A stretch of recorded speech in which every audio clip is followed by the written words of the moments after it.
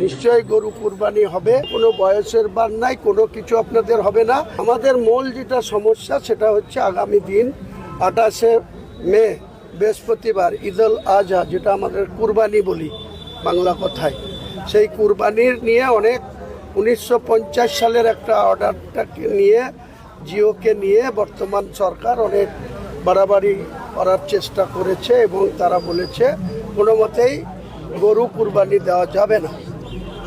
আমি বলবো সেই অর্ডারকে আমরা সম্মান করেই দীর্ঘদিনের ঐতিহ্য মেনে আমাদের মুর্শিদাবাদ জেলায় বেলডাঙ্গা থানায়, রেজিনগর থানায়, শক্তিপুর থানায়, গোটা মুর্শিদাবাদ জেলায়, আমরা অন্য জেলায় কি হচ্ছে সেটা রাজ্য প্রশাসন আর সেই জেলার প্রশাসন বুঝবে।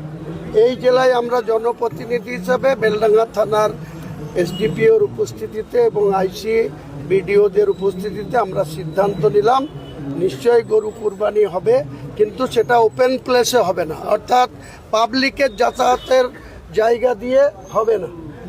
নিজেদের জায়গায় কুরবানি করবেন, একটু ব্যারিকেড করে দিয়ে তিরপল দিয়ে জায়গা ঘেরাঘুরো করে করবেন।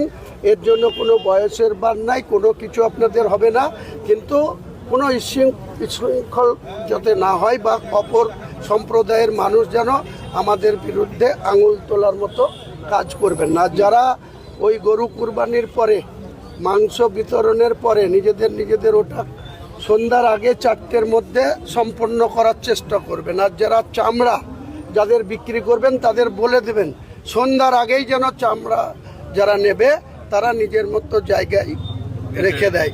রাত্রেবেলায় যেন কোনো চামড়ার ভ্যান বা কোনো 4 চাকা গাড়িতে চাপিয়ে বেলডাঙ্গার কোনো জায়গা দিয়ে মুভমেন্ট হবে না, এটা নিষেধ করে দিচ্ছে। কারণ এ নিয়ে যদি কেউ এই নিয়মকে অমান্য করে পরবর্তীকালে কিন্তু খোঁজ খবর নিয়ে তাদের বিরুদ্ধে কেস হবে।